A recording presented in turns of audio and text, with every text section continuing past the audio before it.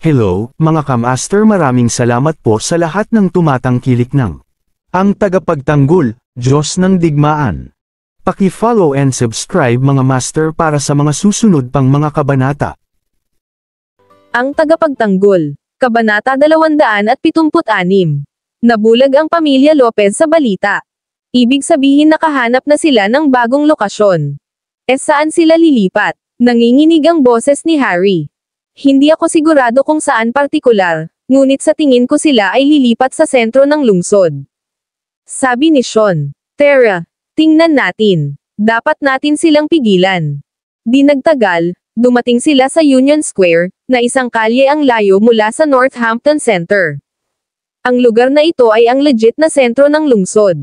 Nagulat sila nang makitang ibinababa ng mga tao ng Imperial Meadows Limited ang kanilang mga gamit sa Union Square kasama si Zoe at ang kanyang pamilya ang namumuno sa pasukan.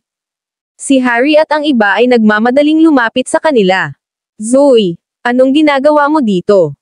Tanong ni Harry. Lilipat na tayo. Ngumiti si Zoe. Anong problema, Lolo? Sa Union Square. Sigurado ka ba dyan? Gaano kamahal ito? Harry.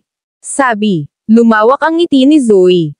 Lolo, hindi naman. 10 milyon lang ito sa loob ng 5 taon at mas mura ito kaysa sa Elysium Plaza. 10 milyon. Diyos ko. Halos himatayan si Harry. Mapapanood lang ng pamilya Lopez ang paglipat ng Imperial Meadows Limited sa isang bagong lugar. Huli na para pigilan sila. Ang lugar na ito ay 10 beses na mas mataas kaysa sa Elysium Plaza. Walang ibang maramdaman ang pamilya Lopez kundi panghihinayang. Ang ibig kong sabihin, paano sa tingin mo nahanap ni Zoe ang Union Square? Tanong ni Harry pagkalabas ng Union Square. At sa 10 milyon, paano ito posible? Akala ko ba ipinagbili ng babaeng ito ang sarili niya? Malamig na mungkahi ni Henry. Ha? Paano mo ibig sabihin? Napatingin sa kanya si Harry at ang iba pa. Sa aking narinig, ang may-ari ng Union Square, si Emmett Brown, ay isang pervert na nanakit sa Diyos. Alam kung gaano karaming kababaihan. Nangako siya ng kahit ano basta kasama mo siya sa pagtulog. Siguradong natulog na ang asong iyon. Kung hindi, bakit niya ito uupahan sa kanya ng 10 milyon lang? Oo, siguradong natulog na ang asong iyon sa kanya. Anong walang prinsipyong asong babae? Nagmura ang pamilya Lopez. Nakakahiya sa pamilya Lopez. Paano natin mapangalagaan ang ating reputasyon kung lumabas ang salita? Nais ni Harry na makuha niya ito kahit na kay Zoe sa sandaling ito. Tatay, hawakan mo ang apoy mo. Umuwi muna tayo at gagawa tayo ng paraan para makabawi sa kanila. Sabi ni Fabian. Napabulala si Harry. Ha, kaya ganyan.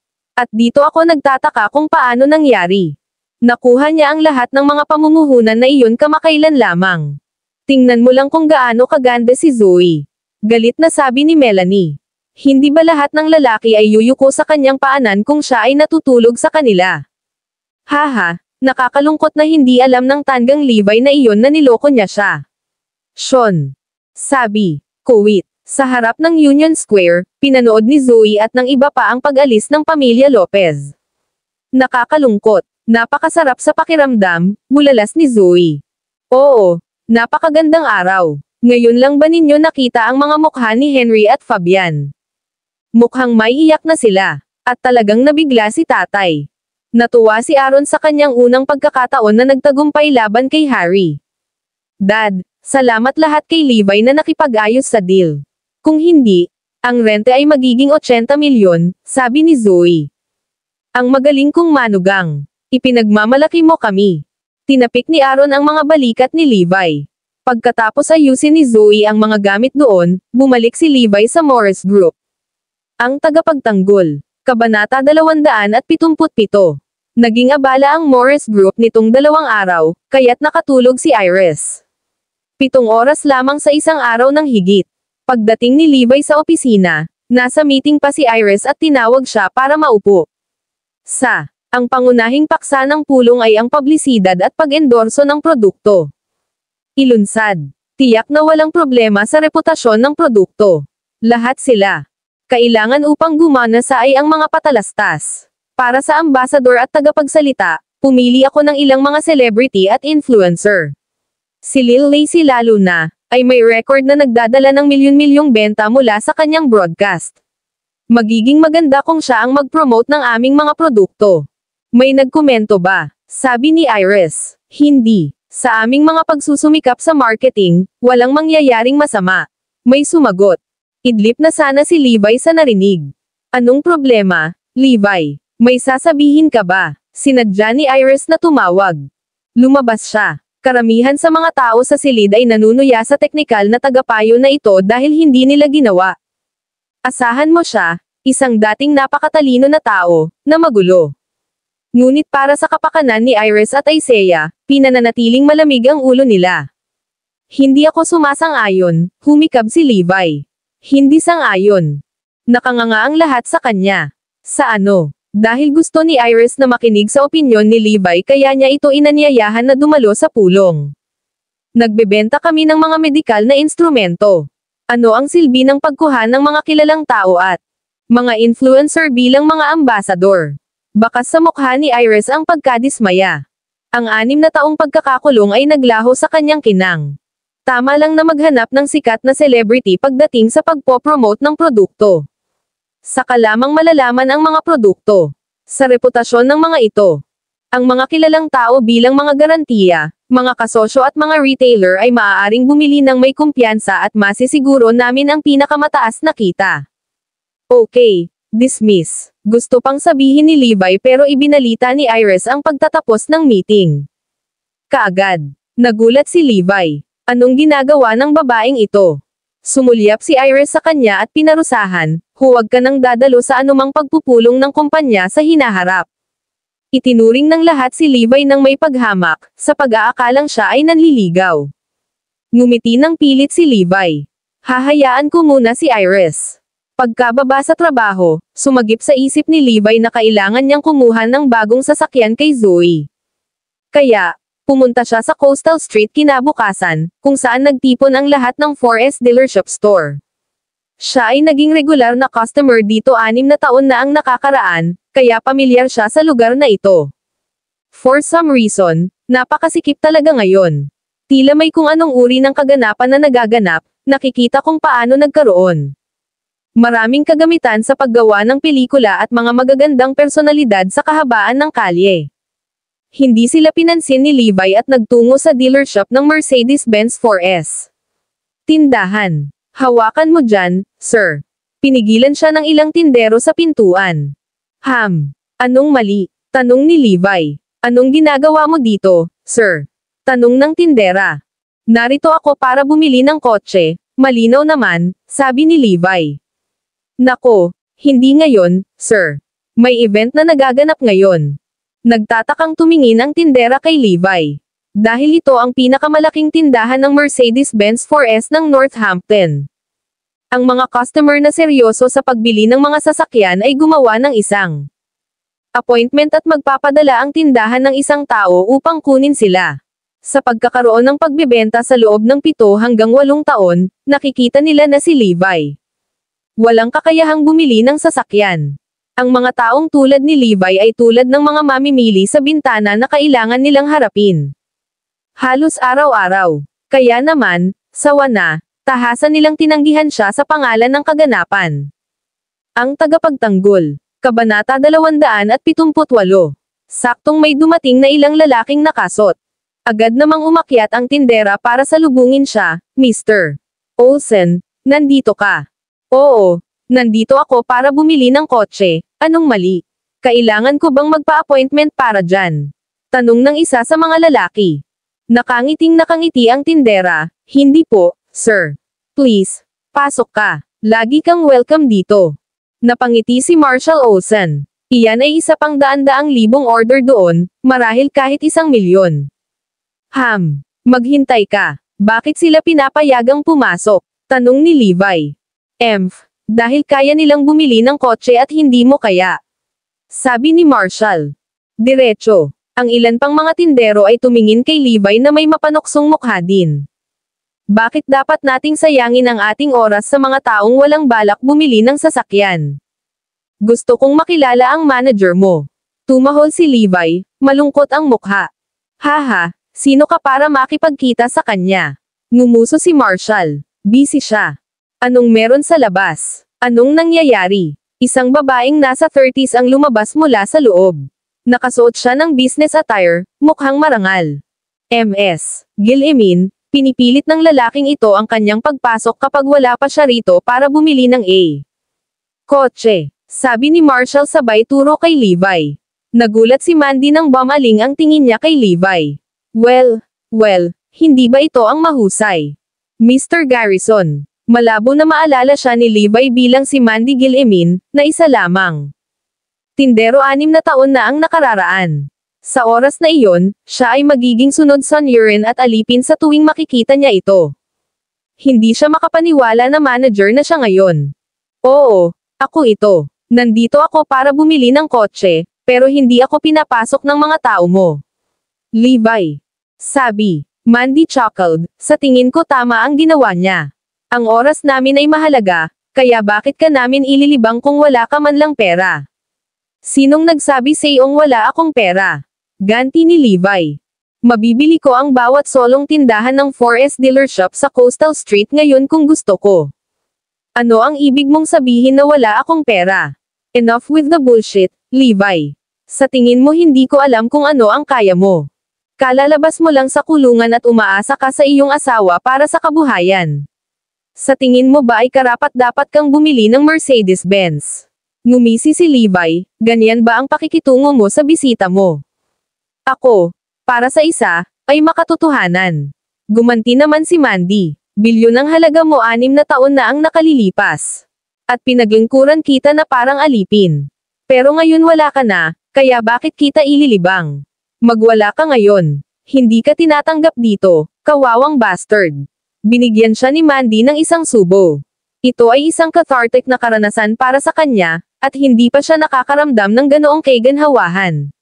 Dati, pinaghirapan niya si Levi. Halos dilaan na niya ito. Boots para lang masecure ang deal niya. Ang tagapagtanggol. Kabanata 279. Diretsyong inilabas ni Levi ang isang itim na card at iniabot sa kanya. Gusto kong pumasok lahat ng sasakyan. Iyong tindahan. Natigilan si Wendy, hindi siguradong nagtanong, maaari mo bang ulitin iyon, sir? Gusto ko lahat ng sasakyan sa tindahan mo. Agad-agad. Ngayon na. Tinanggap ni Wendy ang itim na card ni Levi nang hindi makatayo ang mga kamay. Ay ito ba ang limitadong edisyon ng American Express Black Card sa mundo? Nagulat si Wendy nang makita ang card. Hindi lamang nagkaroon ng walang limitasyong kota ang Black Card, ngunit mayroon din itong maraming pribilehiyo. Si Wendy ay lubos na kumbinsido na nakilala niya ang maalamat na zillionaire. Mabilis niyang ibinalita sa manager ng tindahan na naubusan kaagad kasama ang ilan pang empleyado. Pagbati, Ginoo, ang aming tindahan ay mayroong 248 sasakyan at ang kabuuang presyo ay 180 milyon. Napailing ang manager. Gawin mo itong 200 milyon. I swipe ito, sabi ni Levi. Napaluha ang manager at ganoon din ang iba. Nakamit ba natin ang kalahating taon na pagganap sa isang araw? Pumili ng kotse na nagkakahalaga ng higit sa 1 milyon para sa akin at magpatuloy sa mga formalidad. Gusto kong i-drive ito pabalik. Ipadala ang natitira sa Morris Group, sabi ni Levi. Personal na pinili ng manager ang 1.7 milyong Audi 7 rupees. Pula ang katawan ng sasakyan na bagay kay Zoe. Nang matapos ang lahat ng formalidad, tinawagan niya si Jace, ang general manager ng Audi dealership sa Northampton.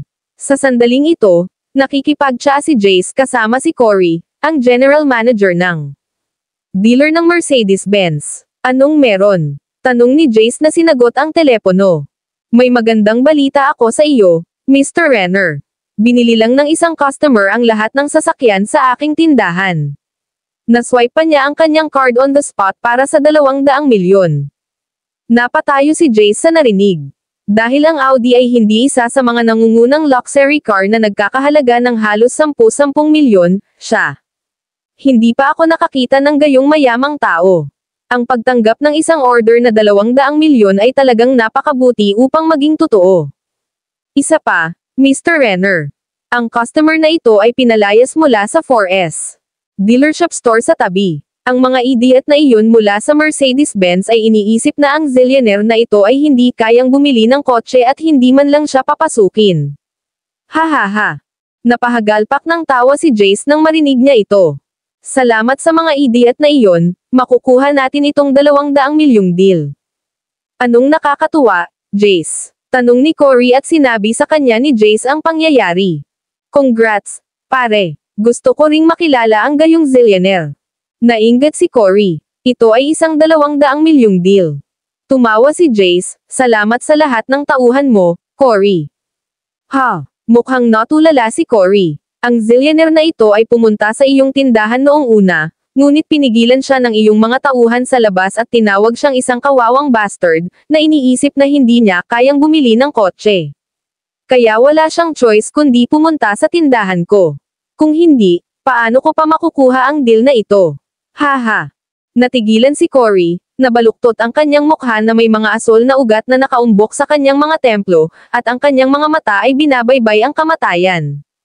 Mandy Guillemin, asong babae ka. Alam mo ba ang ginawa mo? Ang tagapagtanggol. Kabanata 280. Okay, tapos na ako sayo. Makikilala ko itong sugar daddy. Sabi ni Jace, bumangon. Sumunod naman si Cory. Sasama ako sa iyo. Kailangan kong humingi ng tawad sa kanya. Kung hindi, hindi ko alam kung paano ako mamamatay para sa panggugulo sa ganoong malaking pagbaril. Ang dalawang pangkalahatang tagapamahala pagkatapos ay umalis sa Coastal Street ng buong bilis. Samantala, si Levi ay umiinom ng tsaa sa VIP lounge kasama ang mga 7 hanggang 8 tao na nagsisilbi sa kanya. May nag-alok pa na imasahe ang kanyang binti.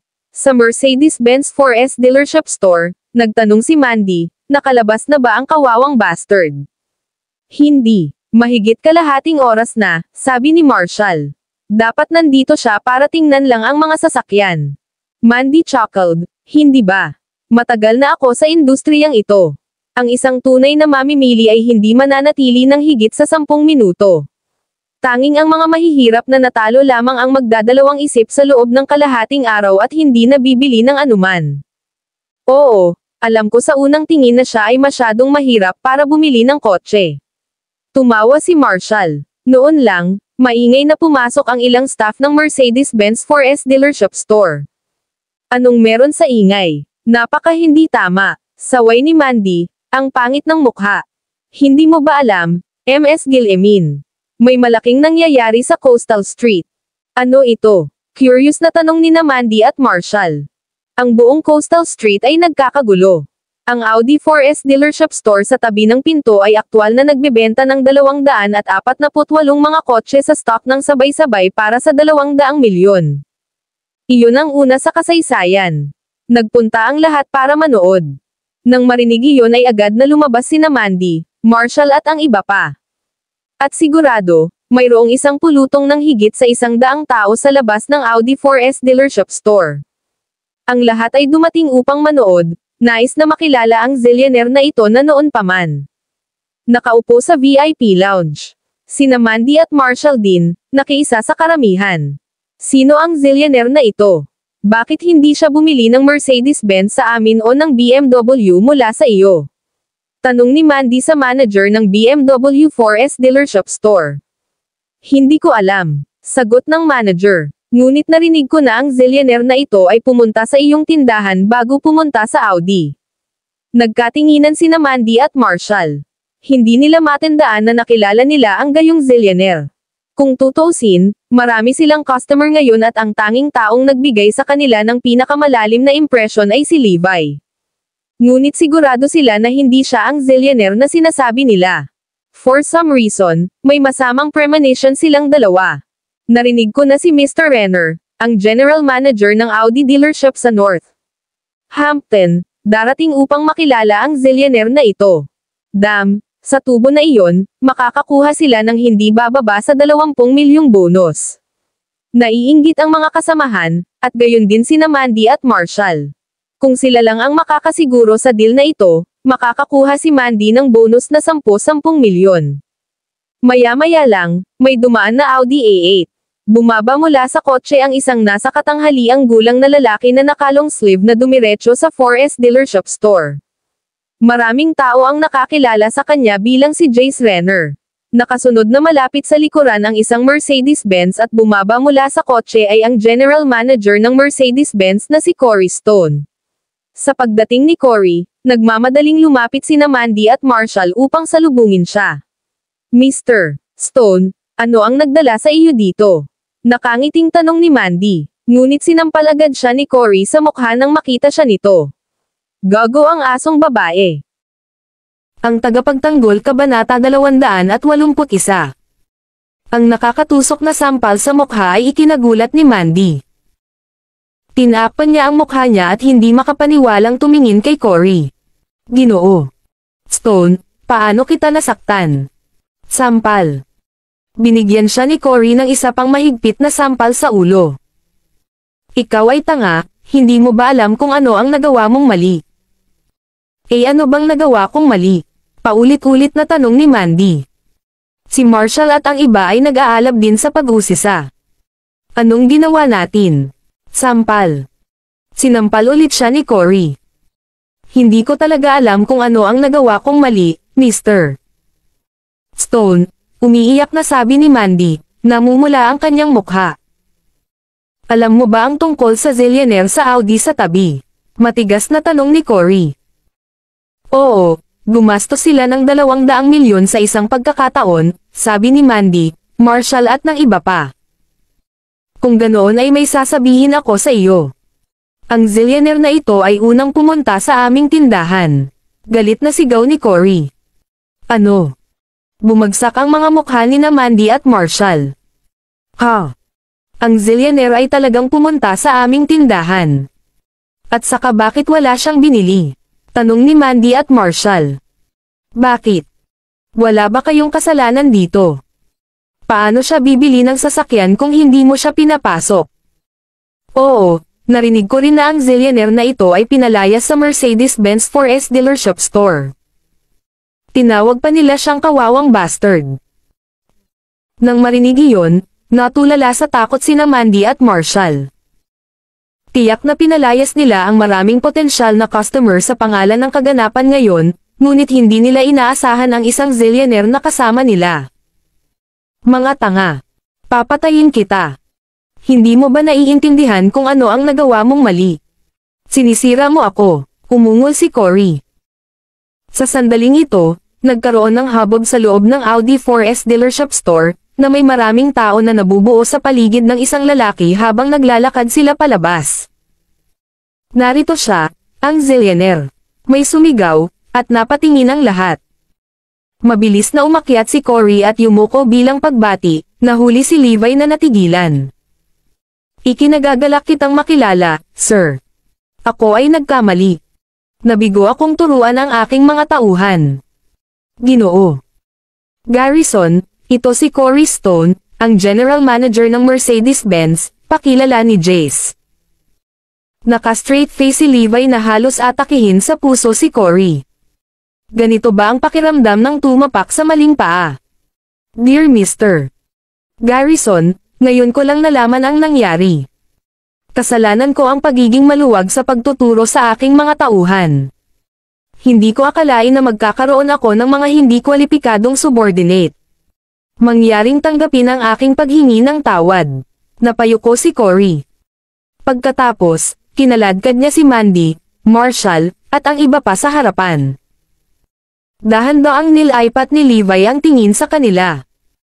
Nang tumangala sina Mandy at Marshall, halos mahimatay sila sa gulat. Ito ay si Levi Garrison. Si Levi ang zillionaire na bumili ng 200 sa mga kotse ng sabay-sabay. Nandito talaga siya para bumili ng kotse at ang aming tindahan ang una niyang pinili. Pero pinalayas namin siya. Saan niya nakuha ang pera para ipambayad ng 200 milyong bill ng sabay-sabay? Ang tagapagtanggol Kabanata 282. Lahat ay natakot tanga. Mas nakakatakot kaya ang titig niya. Bakit ang isang zillionaire na tulad niya ay nagpapanatili ng mababang profile? Bakit hindi siya naka-deck out sa mga designer brand? Sinong mag-aakala na siya ang zillionaire? Huli na ba para sabihin na pinagsisisihan natin ang ating mga ginawa? Sinaman ng loob ni Marshall at ng iba pa si Mandy. Kung hindi dahil sa malupit na panunuya ni Mandy kay Levi, hindi sana sila sumunod at kumilos ng masama.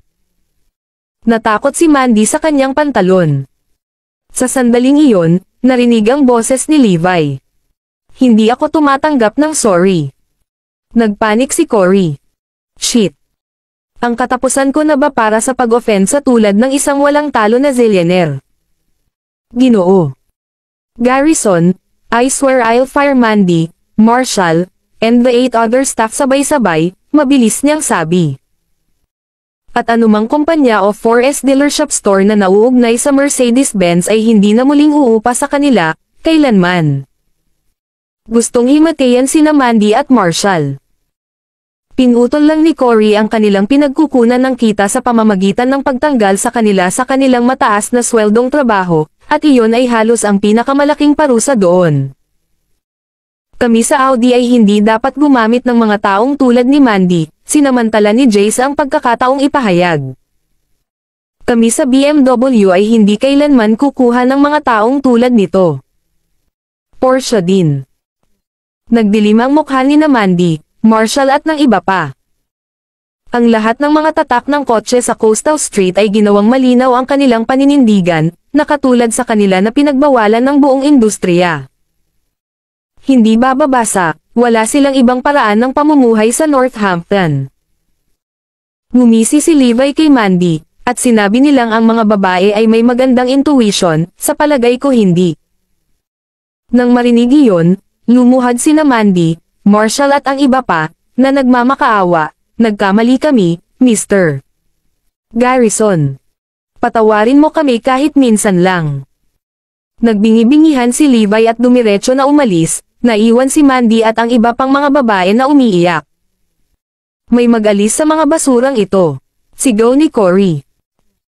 May mahiwagang nangyari sa harap ng gusali ng opisina ng Morris Group ngayon. Ito ay isang nakamamanghang panoorin kung saan 200 bagong Audi ang inihatid at ipinarada sa plaza. Higit sa lahat, ang mga nakatataas ng Morris Group ay pinananatiling nasa dilim. Hindi nagtagal ay naalarma si Iris sa insidente habang nagmamadaling bumaba kasama ang isang grupo ng mga executive. Ilang truck pa rin ang nagbabawas ng mga sasakyan sa plaza. Excuse me. Anong nangyayari dito? Naguguluhang tanong ni Iris. Sumagot ang driver ng truck, sinabi ng taong namamahala sa Audi 4S dealership store na mayroong isang malaking boss na nag-order ng 200 sa Audi sa isang bill. Sinabihan akong ipadala sila sa Morris Group, at iyon lang ang alam ko. Isang big boss. Bakit siya bumili ng napakaraming kotse?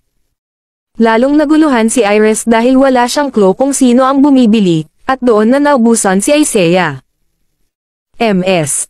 Annabel, ang big boss ang bumili sa kanila. Ang kanyang mga salita ay nagpadala ng shockwave sa karamihan. Ang estilo ng paggawa ng malaking boss na ito ay talagang hindi maarap. Bakit siya bumili ng napakaraming kotse? Maya-maya lang, huminto sa harap nila ang isang Audi A8. Bumaba mula sa sasakyan ay si Kirin. Ginoo. Atkinson. Umakyat ang mga empleyado para batiin siya.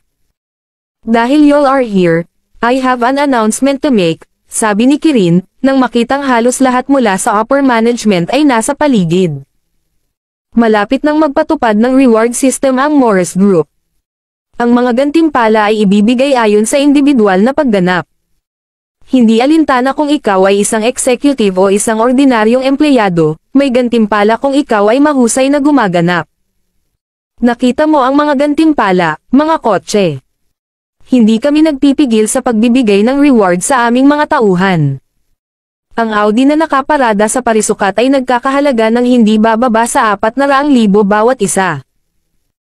Hanggat nagsusumikap ka, ang 2 milyong Audi R8 sports car ay maaaring sa iyo. Ang tagapagtanggol Kabanata 283. Ngunit syempre, kung ayaw mo ng kotse sa panahong iyon, maaari itong ma-convert sa cash. Narinig ko rin na may plano ang Big Boss na gantimpalaan kayo ng mga bahay at mansyon sa hinaharap. Hanggat kumikita ka para sa kumpanya, bibigyan ka ng kumpanya ng hinaharap. Opo, Ginoo. Natuwa ang buong Morris Group sa anunsyo ni Kirin. Ang sistema ng gantimpala ay tama sa mga empleyado. Ang pagbibigay ng gantimpala sa isang kotse na nagkakahalaga ng hindi bababa sa 400,000 ay masyadong marangya. Dapat tayong magsumikap. Saka lamang natin matatamasa ang mas maliwanag na kinabukasan sa kumpanyang ito. Walang maraming mga departamento ang nagpakita ng mga natitirang tagumpay dahil ang kumpanya ay naitatag pa lang, patuloy ni Kirin. Pero saksi tayong lahat sa mga nagawa ng technical department, di ba? Sa pamamagitan nito, nagpa siya ang malaking boss na gantimpalaan ang 15 kotse sa technical team. Naging wild ang technical team. Tuwang-tuwa si Isaiah na punong-puno ng luha ang kanyang mga mata. Ang iba ay tumingin ng may pagkainggit, na nangakong magsusumikap pa. Gusto rin naming mag-ambag sa kumpanya. Gusto rin namin ng kotse. Kukunin ko ang pinakamahal na sports car. Nang makita ang masiglang kilos ng mga empleyado, bulalas ni Iris sa loob. Napaka-intimidate nitong misteryosong amo na makuha ang puso ng mga tao sa isang iglap lang. Ang karagdagang kita na kikitain ng kumpanya sa hinaharap ay higit pa sa mga gantimpala na ito. Sino sa mundo ang malaking boss na ito? Samantala, si Levi ay patungo sa Union Square. Hindi dahil sa galit siya na bumili siya ng 200 sa mga kotse sa Coastal Street sa isang transaksyon, ngunit dahil gusto niya talagang bigyan ng reward ang mga empleyado. Nagpadala siya ng 30 kotse sa manor na tinutuluyan ni Asher Dragon at ng iba pa, at 10 kotse kay James. Sa harap ng Union Square, si Zoe ay nakatayo sa gilid ng kalsada na malungkot dahil kakasira lang ng kanyang crappy na sasakyan. Dumating na ang mga mekaniko na nagsasabi na ang sasakyan ay nangangailangan ng malaking pagkukumpuni na nagkakahalaga ng halos 10,000. Dahil ang kanyang sasakyan ay nagkakahalaga lamang ng 30,000, hindi sulit na ayusin ito. I guess I should really get a new car, bulong ni Zoe sa sarili. Oras ng pagmamadali noon, at napakahirap sumakay ng taxi sa tabi ng kalsada. Pero sa pagkakataong iyon, may biglang humantong sasakyan sa tabi ni Zoe. Bumaba ang bintana upang makita ang isang binata na naghuhubad ng kanyang salaming pang-araw, na nagsasabing, "Saan ka pupunta, magandang ginang? Ihahatid na kita." "Hindi, salamat," tanggi ni Zoe. "Huwag mo akong intindihin, magandang babae. Hindi ako masamang tao. Nagtatrabaho din ako sa Union Square, Saturn Group, sa tabi mismo ng iyong kumpanya. Hayaan mo akong magpakilala. Ako si Damian Stan, ang Deputy Head ng Procurement Department ng Saturn Group." Bumaba ng sasakyan si Damian at inabot kay Zoe ang isang name card. Ito na ang pagkakataon niya para makipag-usap sa kanya. Buong araw niyang pinagmamasdan si Zoe ngayon at ipinagmalaki pa niya sa mga kasamahan na gagawin niyang kanya si Zoe. Out of courtesy, tinanggap ni Zoe ang name card. Pakiusap, MS. Lopez. Saan ka pupunta? Ihahatid na kita. Tumingin si Damian sa kanyang sasakyan at ngumiti, "Ito ang aking bagong Tesla, nagkakahalaga ito ng halos 800,000. Ito ay talagang komportable sa loob. Magugulat ka MS. Lopez. Ayos lang. I'll just take a cab," pagtanggi pa rin ni Zoe. "I'll drive you," giit ni Damian. "Magkapit-bahay tayo, ano ang dapat ikatakot?" Akmang lalapit na sana siya para hilahin si Zoe, isang malakas na busina ang narinig niya. Ang tagapagtanggol Kabanata 284. Natigilan si Zoe at Damian habang nakatingin sa sasakyan. Ito ay isang Audi 7 rupees na nagkakahalaga ng halos 2 milyon, at ito ay mas klaser kaysa sa Tesla ni Damian. Bumaba ang bintana ng sasakyan, tumambad ang mukha na pamilyar kay Zoe. "Honey, get in. Huwag ka lang tumayo dyan," sabi ni Levi. Bumalik sa katinoan si Zoe at mabilis na tumalon. Natigilan si Damian, kumikislap ang mali siya sa kanyang mga mata. Gaano kayaman ang asawa ng babaeng ito para magmaneho ng kotse na nagkakahalaga ng 2 milyon? At may asawa na siya. Pero ayos lang. Matutulog ako sa kanya kahit anong mangyari. Sa loob ng sasakyan, puno ng curiosity si Zoe. Masyadong maluho ang loob ng kotseng ito. Gaya ng inaasahan sa isang 2 milyong luxury car. Saan mo inupahan itong sasakyan, Levi? I bet hindi murang umupa dito ng isang araw. Hindi man lang naisip ni Zoe na bibili ng sasakyan si Levi. Honey, binili ko ang kotse na ito para sa iyo, tumawa si Levi. Hindi ba sinabi ko sa iyo noong araw na iyon? Seryoso ka? Manam, ito ang mga kontrata. Tumingin. Iniabot ni Levi ang isang tumpok ng mga dokumento kay Zoe, na natarante nang makita ang mga kontrata. Akin na talaga itong sasakyan na ito. Salamat, mahal. Ipinahayag ni Zoe ang kanyang pasasalamat sa pamamagitan ng paghalik kay Levi sa kanyang pisngi. Akmang gagantay si Levi, sumigaw si Zoe, red light. Pulang ilaw. Mag-ingat ka kapag nagmamaneho ka. Nagpatuloy si Levi sa pagmamaneho ng walang magawa. Hindi nagtagal ay nalaman ng pamilya Lopez na nakakuha ng bagong kotse si Zoe. Espesyal na lumabas ng bahay sina Aaron at Caitlin para tingnan ito. Mom, Dad, bumili din ako ng sasakyan para sa inyo. Ihahatid ko na lang mamaya, sabi ni Levi. Jeez, paano ko sila nakalimutan? Pagkatapos noon, tinawag ni Levi si Isaias at hiniling na magpadala ng mahigit sa 2,400,000 sasakyan. Makalipas ang kalahating oras, 2 Audi ang ipinadala sa Bayview Garden kasama ang mga nakumpletong papeles. Hindi mapakali si Aaron at Caitlin na kumain habang nagmamadaling bumaba para tingnan ang mga sasakyan. Sila ay labis na umiibig sa kanilang mga bagong sasakyan na halos hindi nila maalis ang kanilang mga sarili mula sa kanila. Maging si Zoe ay pinag-aaralan din ang kanyang bagong sasakyan. Sa oras na ito, bumalik si Iris mula sa trabaho. Hindi niya napigil ang matawa nang makita ang gawin ng pamilya Lopez. Anong ginagawa niyo? Bumili ng mga sasakyan ang aking manugang para sa atin. Pagmamalaki ni Aaron. Tumingin si Iris at nakita ang 3 Audi. Hindi ba ito ang mga kotse ng aming kumpanya? Siya blurted. Ang mga kotse ng iyong kumpanya. Anong nangyayari dito? Tanong ni Zoe.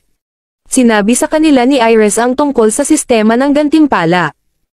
Ang technical team ay ginantimpalaan ng 12 ng mga kotse ngayon, at si Isaiah ay may karapatang ipamahagi ang mga ito. Mabait siya kay Levi, at siya ang nagdala kay Levi sa kumpanya. Kung hindi, paano sa tingin mo makakapagtrabaho si Levi sa Morris Group?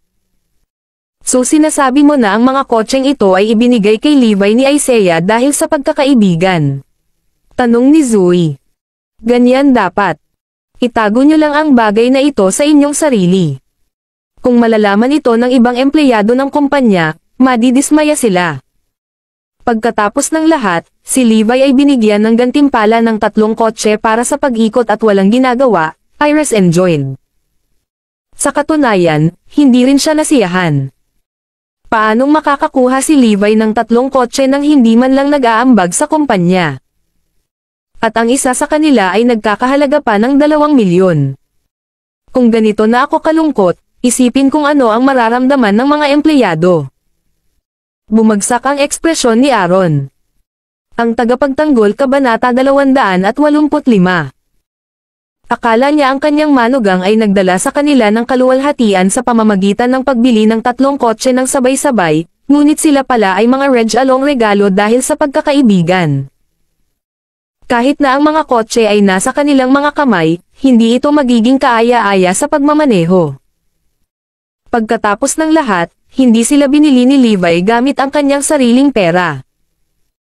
Napakasakit kung kailangan nilang magmaneho ng palihim at hindi sasabihin sa sino man ang tungkol dito. Tito, tita, huwag kang magalit. Ginawa ito ni Levi nang may pinakamahusay na intensyon, pagkatapos ng lahat. Huwag mag-atubiling magmaneho sa kanila. You have my word, sabi ni Iris. Salamat, Iris. Lalong gamaan ang pakiramdam ni na Aaron at Caitlyn dahil doon, ngunit hindi pa rin sila nasisiyahan kay Levi. Anong kahihiyan kung ang mga salita ay lumabas? Buti na lang at pinaalalahanan kami ni Iris. Si Levi, na kumakain, ay hindi alam kung ano ang nangyari. Nang makita niya silang bumalik, tinanong pa niya ang mga ito, Mom, Dad, don't you guys like it? Huwag ka na ulit gagawa ng mga nakakahiyang bagay. Angal ni Aaron. Oo, pinahahalagahan namin ang iyong kabaitan, ngunit hayaan ito sa huling pagkakataon. Ayokong mawalan ng mukha, galit din si Caitlyn. Nagtataka ang mukha ni Levi. Anong mali? Si Isaiah ba ang nagpadala sa atin ng mga sasakyan? Tanong ni Zoe. Oo, pinadala niya sila. Tumanggaw si Levi. Dahil iyon ang katotohanan. Kung gayon. Nanatiling tahimik si Zoe at ang kanyang mga magulang, naiwan si Levi na naguguluhan. Kinabukasan, maagang nagmaneho si Zoe papuntang trabaho. Paglabas ni Levi ng bahay, nakasalubong niya si Iris sa pintuan. Sinuliapan siya ni Iris at ngumisi, mukhang isa ka pa ring disenteng tao. Anong ibig mong sabihin? Tanong ni Levi. Akala ko ba magda-drive ka rin ng Audi? Iris sneered, then drove off. Ngumiti lang si Levi at tumakbo palabas ng pinto. Siya ay tumatakbo pabalik-balik sa trabaho nitong mga araw dahil sanay na siya sa hukbo. Masusuka siya ngayon sa halip kung hindi niya igalaw ang kanyang katawan. Matatagpuan ang Bayview Garden sa isang high-class na lugar na may maraming parke, na nakakatuwa sa mga runner. Ang mga parke na ito ay nagsanib puwersa upang mag-set up ng isang track na ilang kilometro ang haba sa loob ng perimeter. Lumayo ka na. Ang lugar na ito ay selyado na. Pumunta ka kahit saan. Sa sandaling ito, lumapit si Levi sa isang pangkat ng mga security guard na may hawak na mga sinanay na asong pulis sa kanilang mga kamay. Sa pilitang pinalabas ang mga nagjo-jogging o naglalaro. Nakita ni Levi na may isang grupo ng mga tao sa wake ng mga security guard. Ang ilan ay nag-aangat ng mga kamera sa kanilang mga balikat, ang ilan ay may hawak na props tulad ng mga light shield, at ang iba ay may hawak na mga computer. Parang may dumating na celebrity. Ang pinakakapansin-pansin na bagay na nakita ni Levi ay ang isang magandang babae ay karga-karga ng 4 na lalaki. Parang ayaw niyang tumama ang mga paa niya sa lupa. Bagalan. Tinataboy mo ako. Ang daming tanga. Hindi lang nagrereklamo ang babae, naghagis pa siya ng balat ng saging sa gilid ng bangkita. Hindi ba iyon ang influencer, Lil Lacy? Gulat na sabi ng isang nakakilala sa kanya sa gilid. Mukhang magalang siya sa broadcast, pero bakit iba siya sa totoong buhay? Yeah, she has the vibe of a girl with positive energy. Paano siya naging hindi sibilisado? Ang isang hitsura ng pagkatuwa ay kumalat sa mga mukha ng karamihan. Haha, ang daming influencer na ganito. Fake lang nila para sa camera. Ang nakikita mo sa screen ay na-filter lahat. Bahagyang nay na si Levi. Paano magkakaroon ng mga espesyal na pribilehiyo ang mga influencer lamang upang maalis ang mga lokal? Hindi ba ang parke ay isang pampublikong lugar? Sa sandaling iyon, ang pangkat ng mga security guard ay tumayo sa harap ni Levi. Umalis ka na. Ano ang tinitignan mo? Ang tagapagtanggol Kabanata 286. Tumayo si Levi. Wala siyang balak magbigay daan. Sino ang nagbigay sa kanila ng awtoridad na selyuhan ang mga kalsada? Nang malapit nang lumipad ang mga security guard mula sa hawakan, biglang sinampal ni Lil Lacy, ang influencer sa likod, ang isa sa 4 na lalaking bumuhat sa kanya sa mukha ng malutong na tunog. Napuno ba ng tae ang utak mo o ano? Ano ba ang ginagawa mo? Muntik mo na akong ibagsak. Sigaw ni Lil Lacy. Mabilis na humingi ng paumanhin ang partikular na staff na ito, I'm sorry. Nadulas ang paa ko. Sorry talaga. Ngunit muling sinampal ni Lil Lacy ang tauhan, sa kabila ng kanyang paghingi ng tawad. Ang mga tao sa paligid ay nag-alab sa galit sa kanyang pagtrato sa kanyang mga tauhan ng may ganitong kalupitan. Napaka-unkind of her na sampelan siya dahil lang nadulas ang paa niya. Inilabas pa ng ilang tao ang kanilang mga telepono para mag-film dahil gusto nilang ilantad kung ano talaga ang influencer na ito. Ano sa tingin mo ang ginagawa mo? Pumayag ba ako na hayaan kang mag-film? Pumunta sa impyerno. Lumakas ang galit ni Lil Lacy nang mahuli niya sila sa akto, pagkatapos ay lumingon siya sa kanyang manager at sinabing, Amelia, tingnan mo sila. Basagin ang kanilang mga telepono, dali. Hindi namin maaaring hayaan silang mag-post ng mga video online. Agad namang utos ni Amelia, tanggalin mo na ang mga phone nila. Ang mga video ay hindi dapat lumabas. Isang dosenang mga security guard ang sumugod sa mga nag-film, inagaw ang kanilang mga telepono at pinagdurog-durog ang mga ito sa lupa. Ang mga taong ito ay nabulunan sa tahimik na galit. Hindi nila kayang makipagkulitin sa influencer na iyon. May isang matangkad na binata, gayunpaman, na nakahawak pa rin sa kanyang telepono kung saan nabigo itong makuha ng dalawang security guard. Ano sa tingin mo ang ginagawa mo? Labag sa batas na kunin ang aking telepono. Ganti ng lalaki. Labag sa batas. Makinig, tayo ang batas. We call the shots. May ilan pang security guard na sumama upang agawin ang kanyang telepono bago ito ibagsak sa lupa sa harap ng kanyang mga mata. Babayaran mo ako sa phone ko. Humihingi ako ng hustisya, o hindi ito magwawakas. Tumama ang binata sa bubong. Sinulyapan siya ni Lil Lacy at sinabing, bugbugin mo siya. Sabay-sabay na sumugod ang mga security guard sa kanyang utos, na inipit ang lalaki sa lupa. Itigil mo yan. Isang boses ang biglang tumunog. Napahinto ang mga security guard at napatingin sa pinanggalingan ng tunog. Si Levi iyon. Ganito ba dapat kumilos ang isang sikat na influencer? Nakangising tanong niya. Nang marinig ang mga salita ni Levi, sumabog si Lil Lacy, who the hell are you? Lumayo ka dito. Isang pidgel na tawa ang pinakawalan ni Levi. Bilang isang tao ng katarungan, hinding-hindi ako maaaring pumikit sa kawalang katarungan. Mabuti. Dahil makulat ka, gagawa ako ng halimbawa sa iyo. Inutusan ni Lil Lacy ang mga security guard na kumilos kay Levi. Patikim ako ng malapot na kagat ng aso. Malamig na nguso ng security guard. Kagatin mo siya. Nagsimulang tumahol ang mga asong tinatali nila. Lalo na nang binitawan ng mga security guard ang tali, lalo silang naging manek at handa ng sumugod. Ngunit sa susunod na sandali, ang mga mata ni Levi ay nagdilim sa isang bahagyang kislap, ang kanyang katawan ay naglalabas ng isang solemna na nakamamatay na aura. Sa gulat ng lahat, ang mga asong ito ay talagang nagpatira pa sa lupa at ang kanilang mga katawan ay nanginginig. Nakapatay si Levi ng hindi mabilang na mga kaaway sa larangan ng digmaan at pinagkalooban ng titulong Battlefield Butcher, War Machine, at marami pa. May nakamamatay na aura tungkol sa kanya na nahasa sa larangan ng digmaan. Ang tagapagtanggol Kabanata 287. Ang mga hayop na ito na may mas mataas na pandama kumpara sa mga tao ay petrified. Pabayaan ang ilang mabangis na aso, maging ang mga leon at tigre ay magpapatira pa sa pagsamba sa nakamamatay na aura ni Levi. Napanganga ang mga security guard at si Lil Lacy. Ano ang mali sa mga asong ito? Para saan kayong nakatayo dyan? Kunin mo siya. Nag-chorus sina Lil Lacy at Amelia.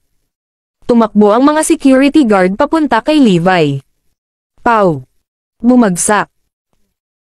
Sa pamamagitan ng mga suntok mula sa mga kamao ni Levi at mga sipa mula sa kanyang mga paa, ang lahat ng mga gwardya ay nakahiga sa lupa ng 30 segundo mamaya.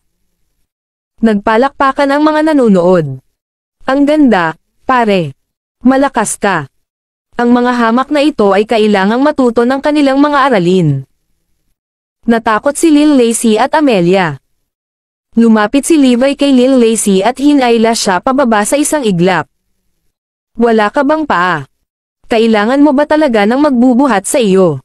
Tanong ni Levi.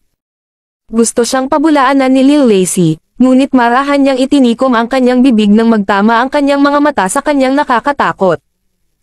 Lil Lacy, di ba? Humingi ng paumanhin sa kanila ngayon at bayaran ang kanilang mga telepono.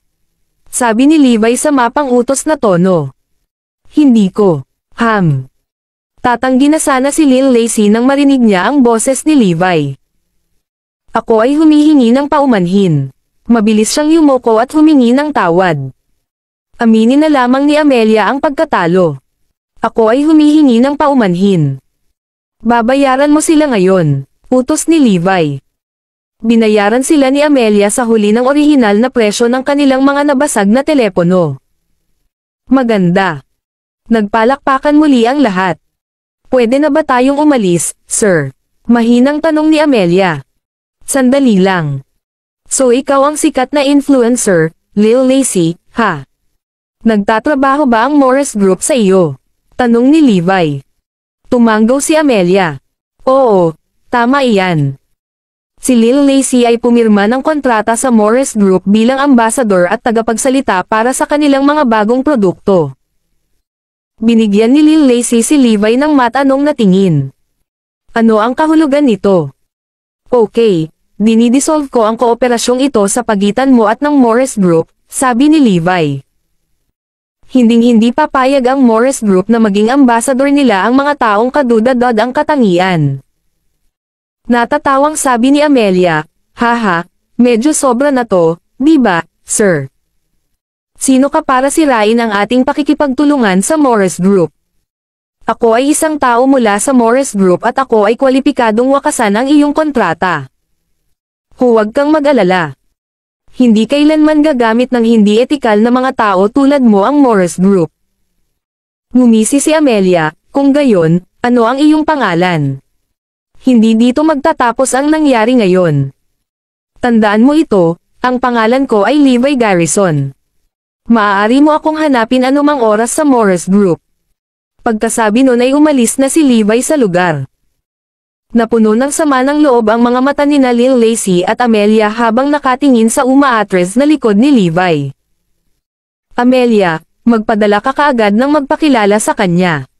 Gusto kong mawala siya, umiling si Lil Lacy sa galit. Sanay na siya sa pagiging mayabang at dominante. Palibhasa'y napahiya sa publiko sa unang pagkakataon, ipinangako niyang papawiin si Levi sa balat ng lupa. Napangiti si Amelia sa kanyang mga labi.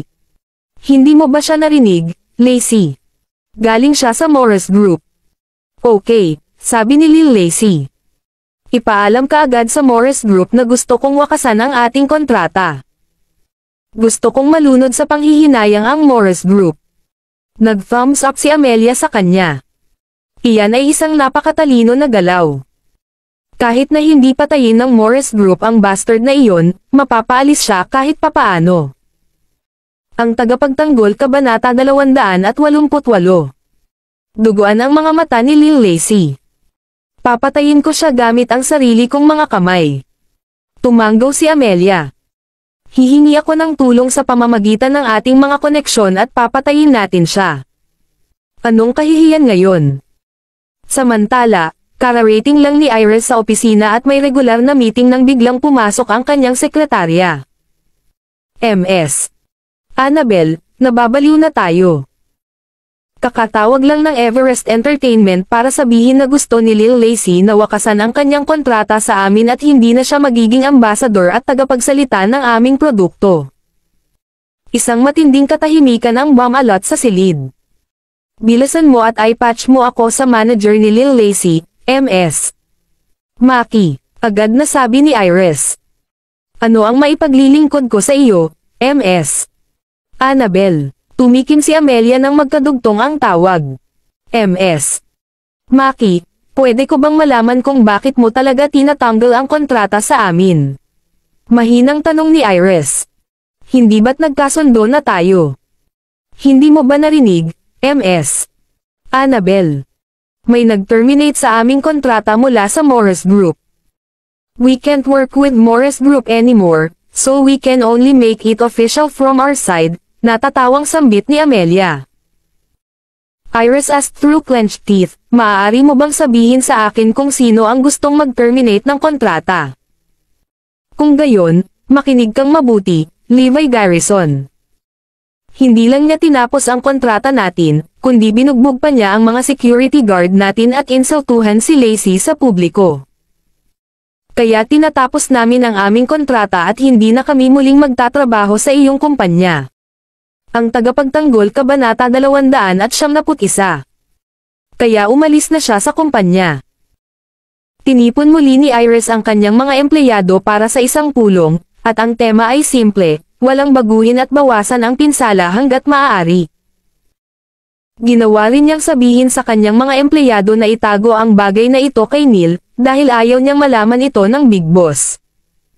Magpapakita lamang ito ng masama sa kanya bilang isang walang kakayahan na pinuno.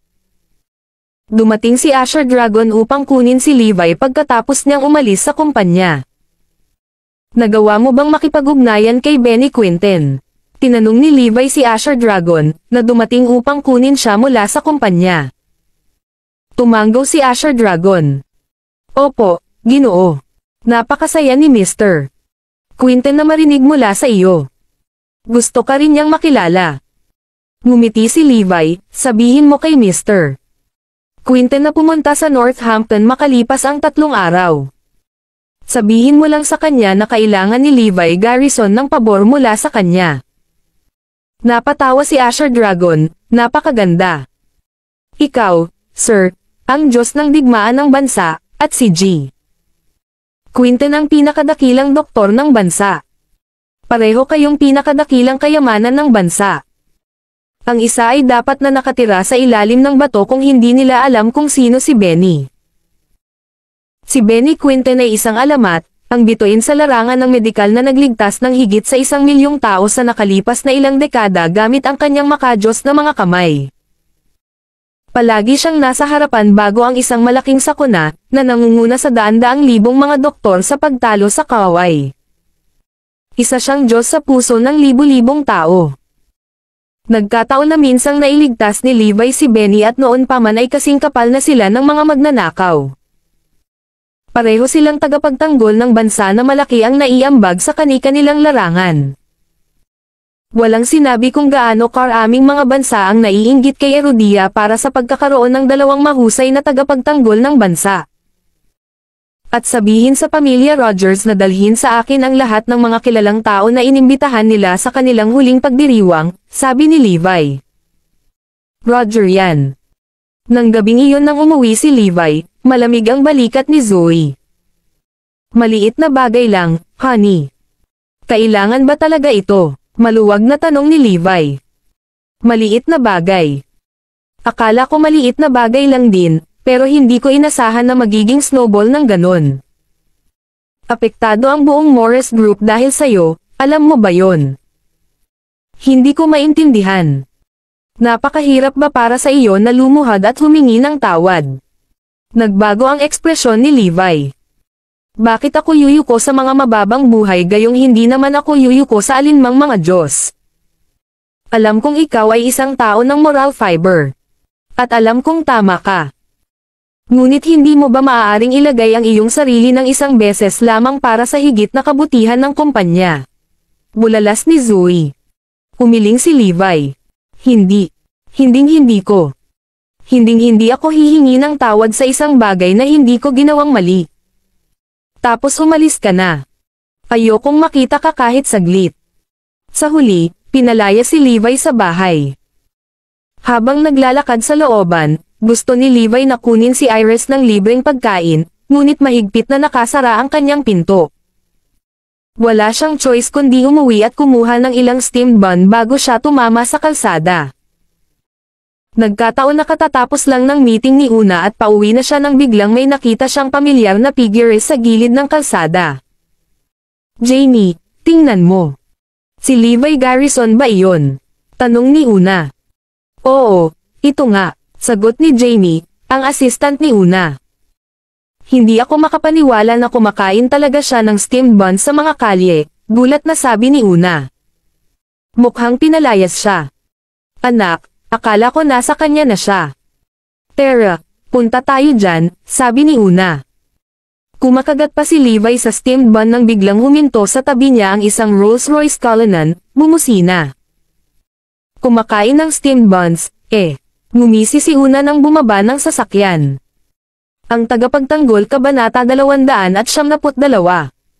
Iyan ba ang alinman sa iyong negosyo? Tumangala si Levi, may mapait na ngiti sa labi. No, I mean, akala ko okay ka na. Paano mo natapos ang pagkain ng steamed buns sa kalye? Nakaramdam si Una nang hindi mapigil ang pagnanais na tumawa. Sa puso niya, si Levi ay walang iba kundi isang bulok na tao at ang sarap sa pakiramdam na makita siyang nasa kahabag-habag na kalagayan. Pinalayas ka ba ng iyong asawa sa bahay, Mr. Garrison? Tanong ni Jamie. Ha. Humagalpak ng tawa si Una.